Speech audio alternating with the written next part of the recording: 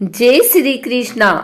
आइए सुनते हैं मार्गशीर्ष पूर्णिमा की व्रत कथा एवं पूजन विधि। जैसा कि आप सभी जानते हैं, वर्ष में 12 पूर्णिमाएं आती हैं। हिंदी पंचांग के अनुसार पूर्णिमा महीने के अंतिम दिन को आती है, जिसके बाद दूसरा महीना शुरू हो जाता है। किंतु आज हम बात करेंगे मार्गशीर्ष माह की पूर्णिमा के बारे में, जो कि महीने की शुक्ल पक्ष की अंतिम दिन आती है। मार्गशीर्ष पूर्णिमा के व्रत में भगवान नारायण की पूजा का विधान है तथा जो कोई व्यक्ति श्रद्धा भाव से इस पूर्णिमा का व्रत रखता है, उसके सभी कष्ट दूर हो जाते हैं। ऐसे में आप भी मार्गशीर्ष की पूर्णिमा का व्रत रखते हैं तो हमारे द्वारा बताई गई कथा एवं पूजा विधि को सुनकर अपना व्रत पूर्ण कर सकते हैं। आइए सुनते हैं मार्गशीर्ष पूर्णिमा की यह कथा। आपको बता दें, सभी महीने की पूर्णिमाओं का महत्व अलग अलग होता है और मार्गशीर्ष मास की पूर्णिमा को बहुत पवित्र माना गया है, क्योंकि इस पूर्णिमा के बारे में स्वयं भगवान श्री कृष्ण जी ने बताया था और कहा था, संसार में यदि कोई स्त्री व पुरुष मार्गशीर्ष की पूर्णिमा का व्रत पूरे विधि विधान से करेगा, उसके सभी कष्ट दूर होकर सभी पापों से मुक्त हो जाएगा, अर्थात उसे मृत्यु के बाद वैकुंठ धाम की प्राप्ति होगी।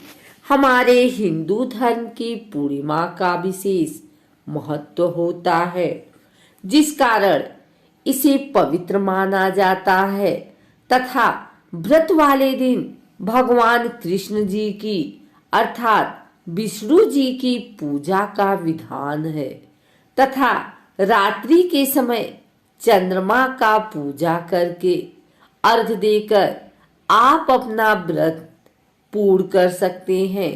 आपको बता दें कि मार्गशीर्ष माह की पूर्णिमा को ही अगहन पूर्णिमा भी कहते हैं।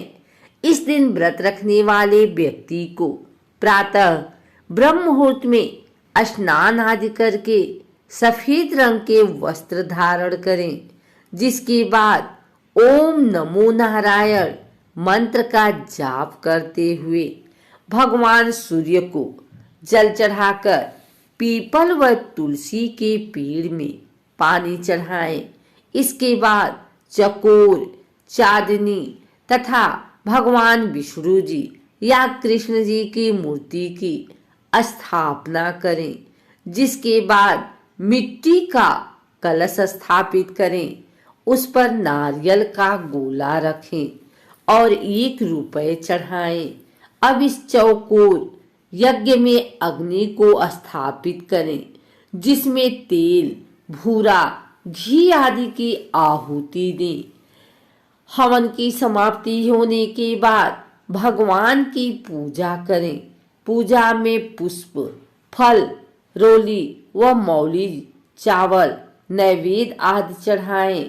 इसके बाद पूर्णिमा के व्रत को अर्पण करें तथा निम्नलिखित श्लोकों का उच्चारण करें, अर्थात ही देव, मैं पूर्णिमा को निराहार व्रत रखकर दूसरे दिन आपकी आज्ञा से भोजन करूंगा। यदि आप मुझे अपनी शरण में लेवें। इस प्रकार भगवान को व्रत समर्पित करके सायंकाल चंद्रमा के उदय होने पर दोनों घुटनों के बल बैठकर सफेद फूल, अक्षत, चंदन, जल सहित चंद्रमा को अर्घ दें तथा अर्घ देते समय चंद्रमा से विनती करें, हे चंद्र देवता, आपका जन्म अत्रि कुल में हुआ है और आप क्षीर सागर में प्रकट हुए हैं। मेरे अर्घ को स्वीकार करें। चंद्रमा को अर्घ देने के बाद हाथ जोड़कर प्रार्थना करें। हे भगवान, आप श्वेत किरणों से सुशोभित हैं। आपको मेरा सत सत प्रणाम है। आप द्विजों के राजा हैं। आपको मेरा नमस्कार है।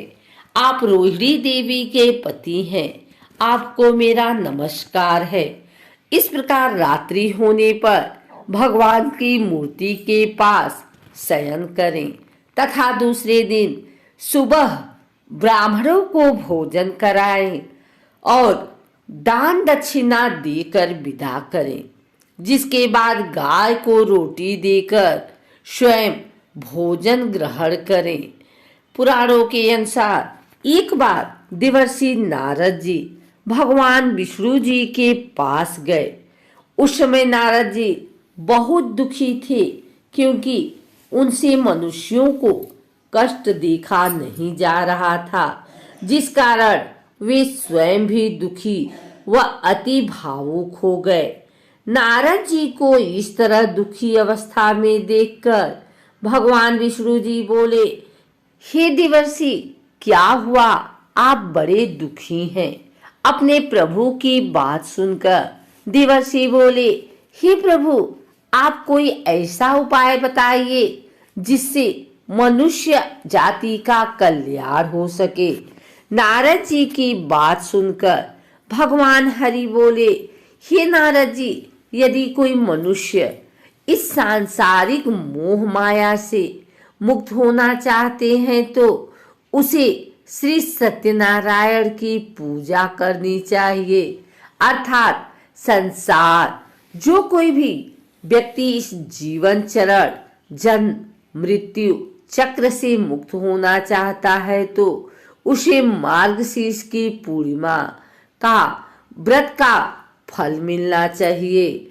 भगवान विष्णु जी ने बताया कि हे देवर्षि, श्री सत्यनारायण के व्रत का उल्लेख तो स्कंद पुराण में भी मिलता है और जिन जिन महापुरुषों ने भगवान सत्यनारायण का व्रत किया है, उनकी कथा सुनी है, उनका इस स्कंद पुराण अर्थात उनकी कथा में जुड़ता गया है, जो निम्नलिखित है।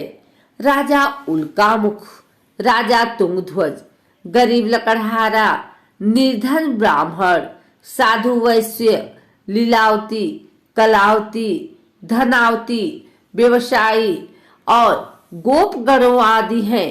अपने प्रभु विष्णु की बात सुनकर नारद जी समझ आया कि श्री सत्यनारायण व्रत के बारे में बताया गया और यदि कोई व्यक्ति इस व्रत को श्रद्धा भाव से करेगा, उसके सभी कष्ट दूर होकर अपने पापों से मुक्त हो जाएगा।